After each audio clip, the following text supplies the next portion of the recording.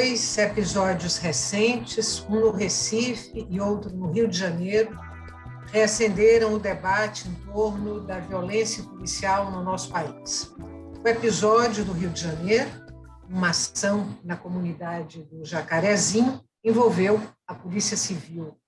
No Recife, a ação truculenta foi da Polícia Militar, que investiu contra manifestantes antibolsonaristas.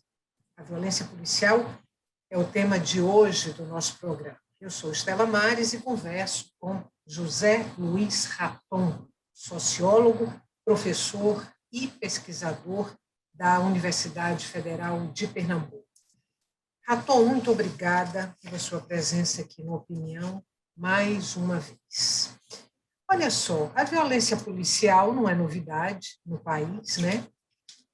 Nós, inclusive, já fizemos aqui alguns programas tratando sobre o tema, mas eu queria fazer um recorte bem contemporâneo, pelo menos para a gente começar essa conversa. E aí a minha primeira pergunta para você é se o momento político, esse que nós vivemos agora, incide sobre as forças policiais, sobre como as forças policiais vêm agindo. É um prazer estar aqui de novo, Estela, e sua pergunta é uma pergunta muito oportuna e acho que nós podemos dizer de uma forma bastante assim, com bastante evidência, se a gente puder dizer assim, que as condições políticas do país nos últimos anos, elas criam um incentivo direto ou indireto para o uso da violência de forma geral, especialmente pelas forças policiais, né?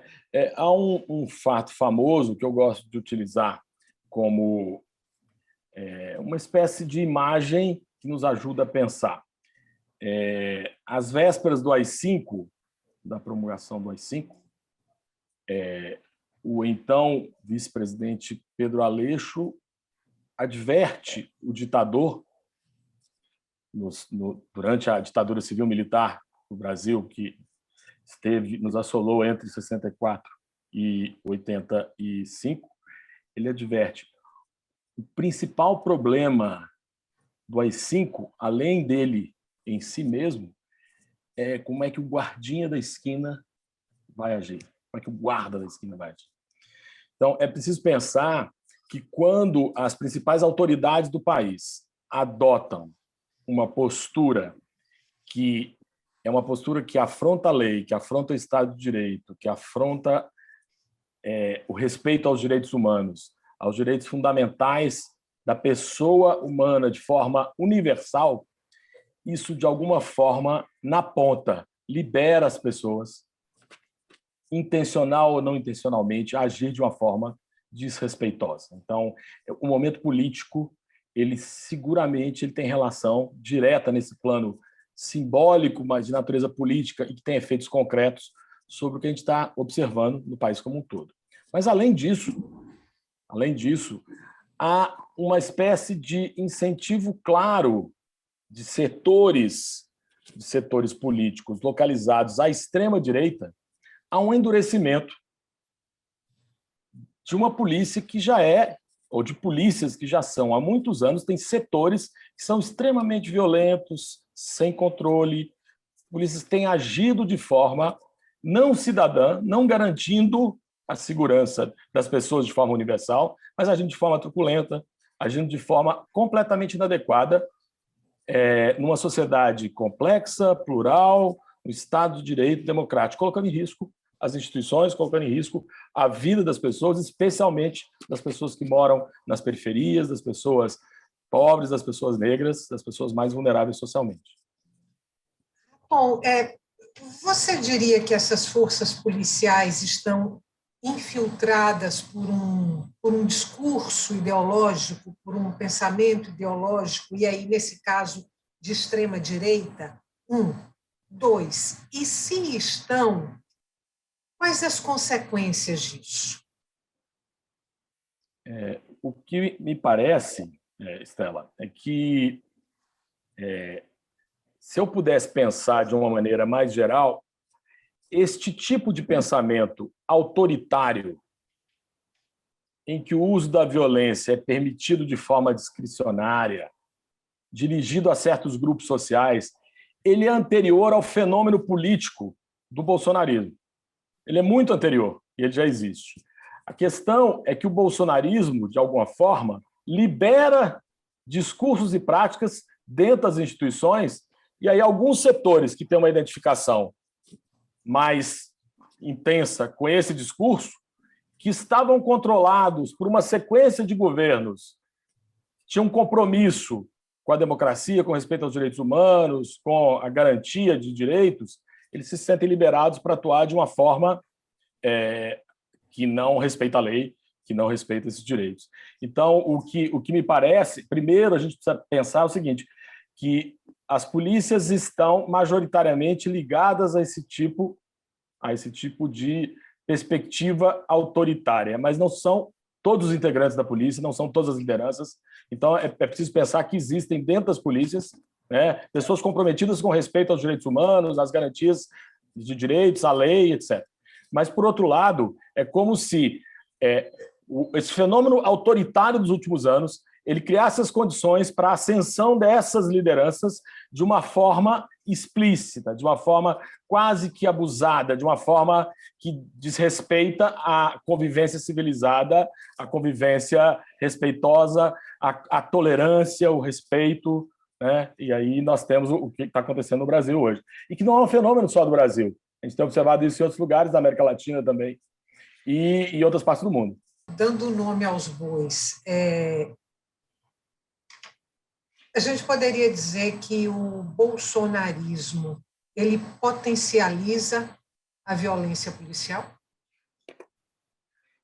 É muito provável que sim. É muito provável que, quer dizer, eu trabalho com essa hipótese, com essa ideia. O que a gente tem observado, né? O que a gente tem observado em inúmeras situações é a prevalência, a ocorrência de um número ainda maior de casos de desrespeito à cidadania da parte das polícias em geral.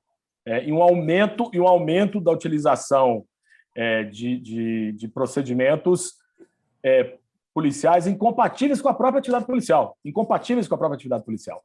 E aí, uma autoridade máxima do país, quando ela dá declarações de que bandido bom é bandido morto, de que o uso da força tem que ser desregulado, né, e propõe uma ideia absurda de excludente de ilicitude. Isso, de alguma forma, conforta esses setores mais autoritários e os coloca, né, numa posição de ainda mais, digamos assim, beligerância. Nós podemos ver isso no campo também. Como é que a violência no campo, nos últimos 3 anos, ela retorna a um padrão que era o padrão dos anos 80, dos anos 70. Né? A possibilidade de surgimento de milícias no campo também, não só nas cidades, né? E com participação de integrantes ou ex-integrantes das forças policiais e uso da violência contra as populações de trabalhadores rurais, contra as populações indígenas, contra as populações quilombolas, em situações que são absolutamente inaceitáveis e que constituem um regresso civilizatório para o país, que tinha conseguido avançar, ainda que aquém do que a gente deseja, para uma situação de construção de direitos. Você falou aí no AI-5, vamos pegar aí a 64, né, que é o ano da ditadura, quando começou a ditadura civil-militar, e durante toda a vigência da ditadura era um discurso autoritário, uma estrutura, um aparato autoritário, até que o Brasil entrou num movimento de reorganização democrática, veio aí a nova Constituição, a Constituição Cidadã, ali no finalzinho dos anos 80. Eu te pergunto se a engenharia da segurança pública, quando veio a reorganização democrática, quando veio a nova Constituição, se a engenharia da segurança pública também passou por esse processo de de construção democrática, ou se não, se ficou à margem desse processo? Essa pergunta é excelente. Ela ficou intocada. Ela foi efetivamente a construção da transição democrática no Brasil. Ela passou por certos acordos que não tocaram nem nas Forças Armadas nem nas forças policiais. Então, o modelo policial que nós temos, ele é herdeiro da reorganização policial que houve durante a ditadura e do próprio processo de construção das polícias no Brasil desde o século XIX. Né? Então, efetivamente, o Constituinte de 88, a disputa dentro da Constituinte, ela não conseguiu construir, apontar para a ideia de segurança pública como uma política pública, incorporando outros atores e atrizes no âmbito da prevenção, reformulando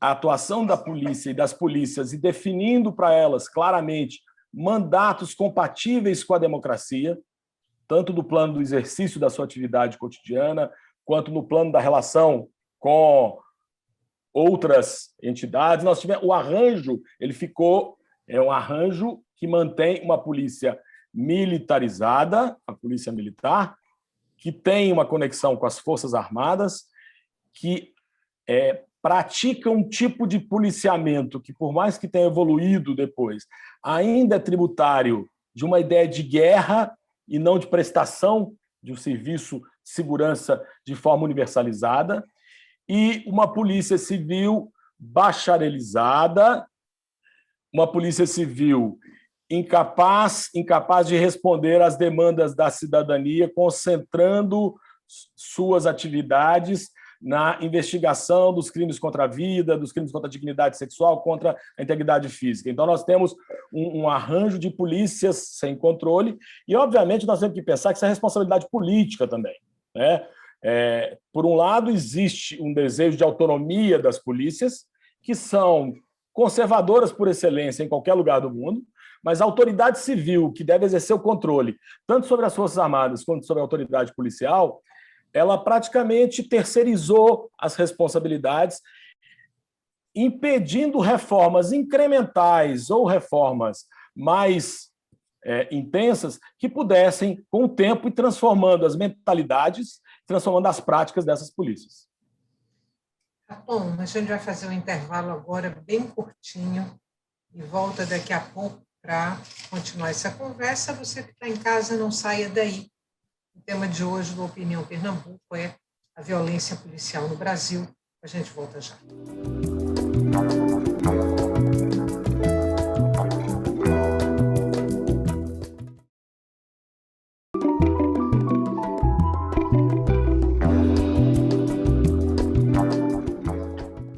Estamos de volta para o segundo e último bloco do Opinião Pernambuco. O tema de hoje do nosso programa é violência policial. Eu sou Estela Mares e converso com o sociólogo José Luiz Raton, professor e pesquisador da UFPE. Lembrando para você que o Opinião Pernambuco também é veiculado pela Rádio Universitária FM e pela Rádio Universitária Paulo Freire, AM.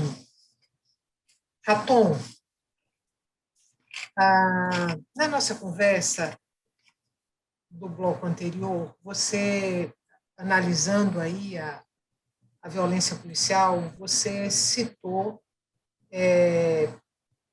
o extermínio, a palavra é minha, eu que estou usando agora, não é sua, mas o extermínio, principalmente de jovens, né, pobres e pretos, das periferias do Brasil, das comunidades, das favelas. Esse extermínio, chamando de novo a responsabilidade para mim, assim, por estar usando essa palavra, é a política de segurança pública do Brasil no espelho? É isso? A gente pode dizer, Estela, que eu gosto sempre de pensar que política de segurança não é só polícia, mas não existe política de segurança pública sem polícia. Né? Então, e o que são as polícias nas democracias, né, nos Estados de direito democráticos contemporâneos? Elas são instrumentos de contenção em que o Estado tem a possibilidade do uso proporcional, moderado e razoável da força em situações previstas por lei. Tá. O que acontece com as polícias brasileiras e outras polícias do mundo todo, a polícia americana, polícias latino-americanas, mais do que outras, é que essas polícias são estruturalmente violentas. Elas são estruturalmente violentas. E elas são violentas de uma forma dirigida para certos grupos.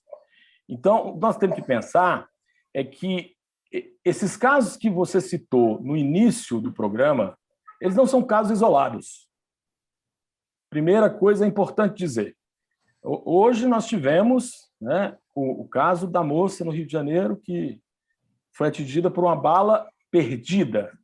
Uma moça negra numa área de comunidade, numa área periférica, né? A cada semana nós temos 2, 3, 4, 5 casos. Então, não são casos isolados. Não são casos isolados.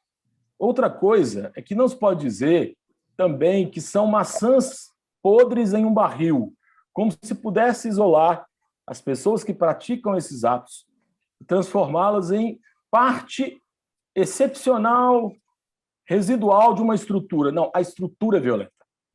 A estrutura das polícias no Brasil, ela está voltada para a prática da violência contra certos grupos e de uma forma que, mesmo... Isso é uma coisa que eu gosto sempre de debater.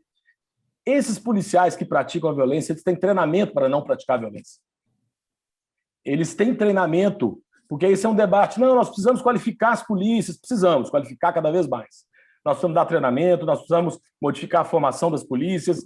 Eu já participei desses debates, participo há 20 anos, 20 e poucos anos, de tudo isso, já dei aula, dou aula eventualmente nas polícias, em várias disciplinas. Isso não basta.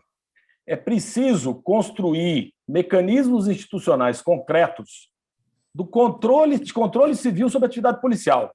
E aí nós temos que ter o papel do Ministério Público, o papel do Judiciário, o papel de um executivo que, de forma contundente, administrativamente, faça o seu papel no sentido de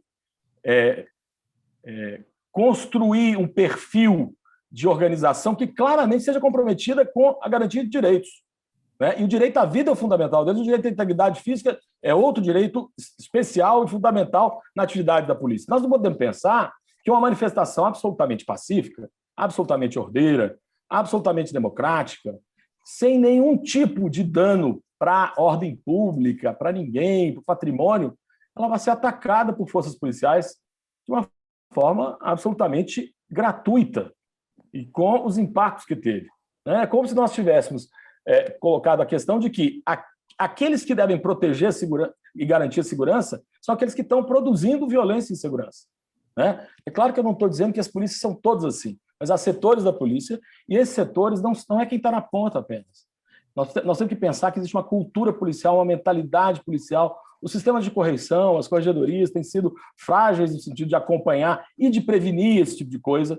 O Ministério Público e o Judiciário têm sido lenientes em relação a isso, né? Mesmo atuando aqui e ali, um ou outro promotor, mas eu estou falando da estrutura dessas instituições. Cabe ao Ministério Público o controle externo da atividade policial. Né? Então, quando a gente fala de fragilidade das instituições, é a fragilidade das instituições no controle da atividade policial. E isso tem impacto na vida das pessoas. Então, efetivamente, isso que você chamou de extermínio, que é essa morte sucessiva das mesmas pessoas pelo Estado, em situações em que o Estado devia proteger as pessoas, independente de quem seja, independente do fato de ter rompido com a lei ou não, mas dentro do Estado de Direito, esse Estado ele precisa reorganizar seus processos de uma forma eficiente e não basta discurso, não basta... Nós estamos há muitos anos numa espécie de cansaço estrutural com a ocorrência desse tipo de situação, né? Que se mantém, que se reproduz. Nós temos quase que uma violência policial crônica e sistêmica instalada e que nós precisamos interromper, e há formas de interromper, se a autoridade política deseja fazê-lo. Você falou aí da ação policial, violenta, né, para conter ali uma passeata pacífica, democrática, que não ameaçava ninguém, nem o patrimônio público, e aí você estava se referindo à passeata do último dia 29 no centro do Recife. Aí eu te pergunto se para esse episódio específico, se a gente pode adicionar um outro elemento, que é a raiz ideológica dessa violência policial, porque aí eu estou aqui fazendo uma comparação. Era uma passeata, não há dúvida, antibolsonarista.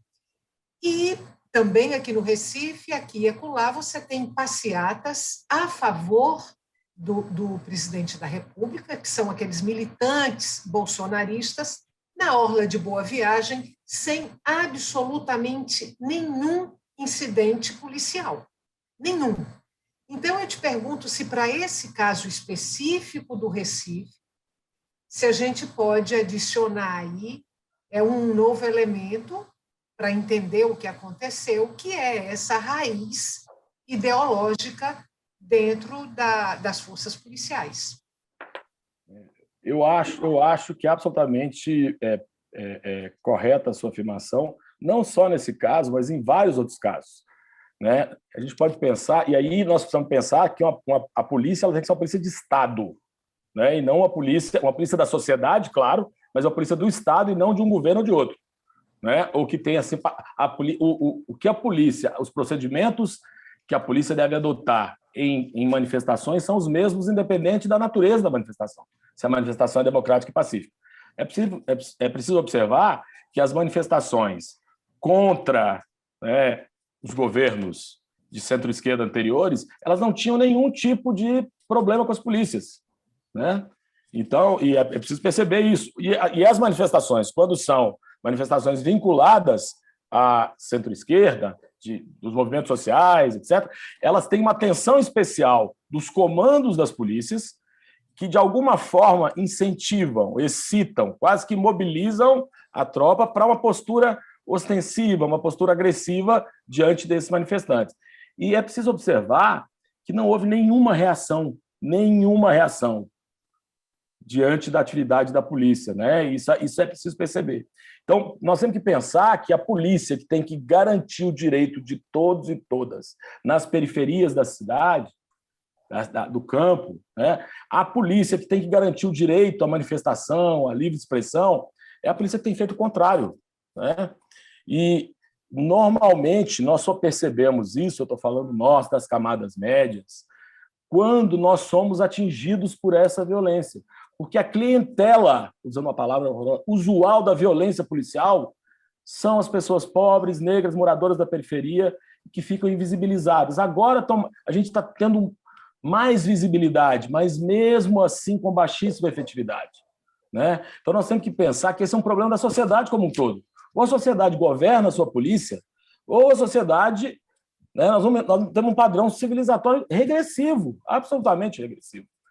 E isso eu estou dizendo, pensando que há setores importantes dentro das polícias que podem participar dessa transformação, podem participar dessa reorganização no sentido de uma polícia cidadã, uma polícia que respeite direitos, uma polícia que possa usar da força sob o mandato da lei em situações pontuais e necessárias, de forma proporcional e razoável, mas que deve garantir direitos para todos, sem orientação, independente da orientação política, independente de onde as pessoas moram, independente da cor da pele, todos têm direito.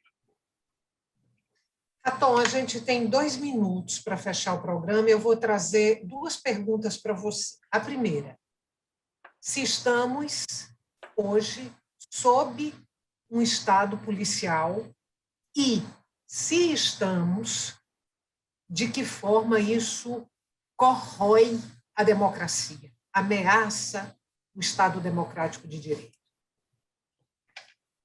Eu não diria que nós estamos no Estado policial, mas digamos assim, a situação que o Brasil se encontra é uma situação muito, muito delicada, que pode evoluir para uma situação em que nós tenhamos o que você chamou aqui de Estado policial, né? E que não é compatível com a democracia, nem com os direitos humanos, nem com o Estado de Direito. né? Isso corrói, obviamente, a convivência, diminui a pluralidade, impede o contraditório, impede a riqueza da vida social, impede o desenvolvimento das pessoas, né? O que nós precisamos fazer, as instituições precisam atuar segundo os seus mandatos.